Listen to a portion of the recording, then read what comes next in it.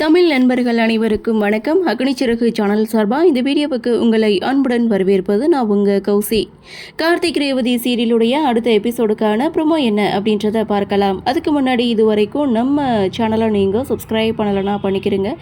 கூடவே இருக்க பெல் ஐக்கானையும் கிளிக் பண்ணி அதில் ஆல் அப்படின்ற ஆப்ஷனையும் கிளிக் பண்ணிக்கிறேங்க. அப்போ தான் நான் போடக்கூடிய வீடியோ உங்களுக்கு உடனுக்குடன் நோட்டிஃபிகேஷனாக வரும்.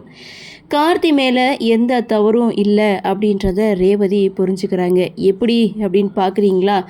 ஸோ இங்கே நைட்டில் சாமுண்டீஸ்வரி மகேஷ் பத்திரமா இருக்கானா அப்படின்னு சொல்லி ஃபோன் பேசிகிட்டு இருக்கதை மறைஞ்சிருந்து ரேவதி பார்க்குறாங்க. அப்போது அம்மா தான் மகேஷை கடத்தி வச்சுருக்காங்க. சரி, மகேஷை கடத்தி வச்சுருக்க இடத்த நம்ம போய் பார்த்துட்டு வந்துடலாம் அப்படின்னு சொல்லிட்டு சாமுண்டீஸ்வரிக்கு தெரியாமலே அவங்க போகக்கூடிய காரில் ஏறி மறைஞ்சிக்கிறாங்க. அப்போது சாமுண்டீஸ்வரி மகேஷை மீட் பண்ணுறாங்க.